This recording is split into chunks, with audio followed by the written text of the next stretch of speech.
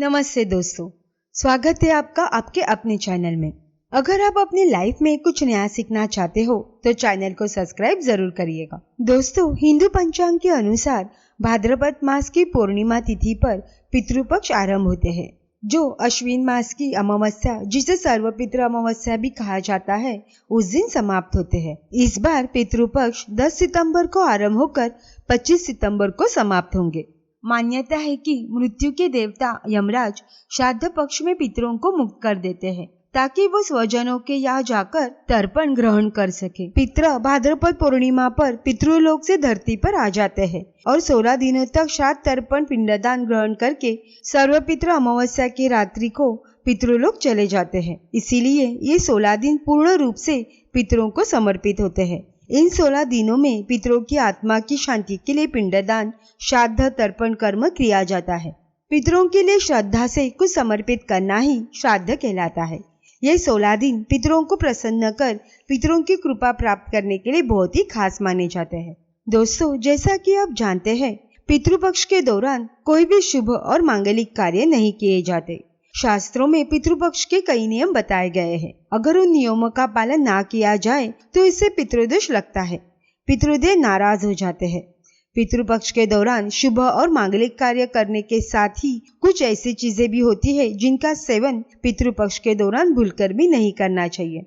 पितृपक्ष पितरों को समर्पित होते हैं, इसीलिए इस दौरान भोजन का विशेष महत्व होता है।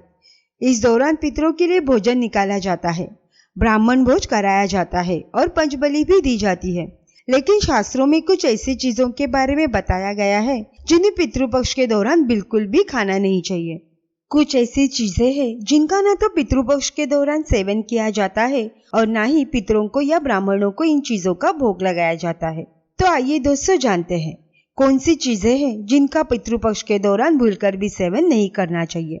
कौन सी चीजें हैं जिनको पितृपक्ष के दौरान पितरों के या ब्राह्मणों के भोजन में बिल्कुल भी शामिल नहीं करना चाहिए, वरना दोष लग सकता है। आगे बढ़ने से पहले आपसे रिक्वेस्ट करते हैं कि वीडियो को लाइक जरूर करिएगा, दोस्तों को शेयर कर दीजिएगा और अगर अभी तक चैनल को सब्सक्राइब नहीं किया हो तो चैनल को सब्सक्राइब करके बेल आइकॉन जरूर दबाइएगा। दोस्तों, बड़े बुजुर्ग और ब्राह्मणों द्वारा आपने अधिकतर यही सुना होगा कि पितृपक्ष के दौरान वही भोजन बनाए, वही भोजन का पितरों को या ब्राह्मणों को भोग लगाए जो पितरों को पसंद था, तभी पितरों की आत्मा को शांति मिलती है। लेकिन यही हम कुछ गलतियां कर बैठते हैं।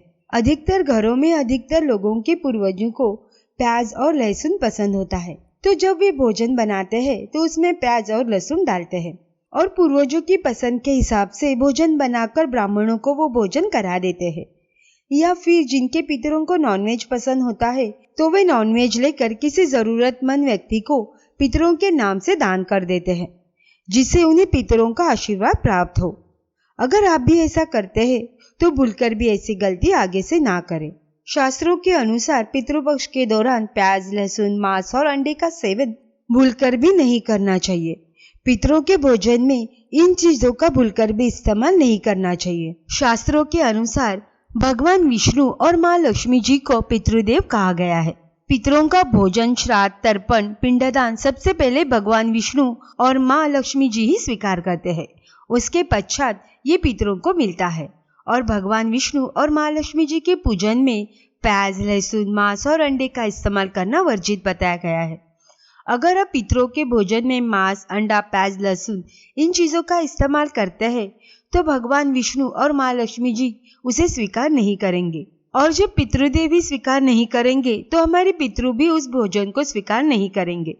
इसीलिए इस बात का ध्यान हमेशा रखें। श्राद्ध पक्ष के दौरान पितरों के निमित्त जो भोजन बनाए या ब्राह्मणों को भोजन कराने के लिए भी जो भोजन बनाए वो बिना प्याज और लहसुन और मांस, अंडे का बनाए। पितरों के नाम से ऐसा भोजन आप किसी जरूरतमंद व्यक्ति को दान दे। श्राद्ध पक्ष के दौरान पितरों को जो भोजन बनाए वो बिना प्याज, लहसुन और मांस, अंडे का होना चाहिए। और ध्यान रखें, पितृपक्ष के दौरान आप भी प्याज, लहसुन और अंडे, मांस का इस्तेमाल बिल्कुल न करें। शराब का सेवन भी ना करें। पितृपक्ष के दौरान चने के सत्तू के अलावा और किसी भी प्रकार के सत्तू का सेवन नहीं करना चाहिए।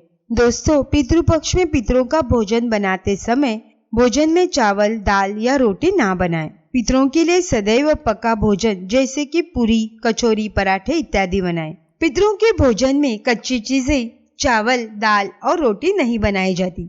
आप स्वयं भोजन में चावल, दाल, रोटी का सेवन कर सकते हैं, लेकिन पितरों का जो भोजन बनाए, ब्राह्मणों को जो भोजन कराए, उसमें चावल, दाल और रोटी ना बने। पितरों का जो भोजन बनाया जाएगा उसमें आप मूंग और उड़द दाल की कचौड़ी या बड़े वगैरह बना सकते हैं, लेकिन दाल न बने। दाल में पितृपक्ष के दौरान आप मसूर की दाल का सेवन न करें। शास्त्रों में इसे वर्जित बताया गया है। मसूर की दाल के अलावा पितृपक्ष के दौरान काली नमक, काली जीरे का सेवन भी नहीं करना चाहिए और न ही ब्राह्मण भोजन में इन चीजों को शामिल करना चाहिए।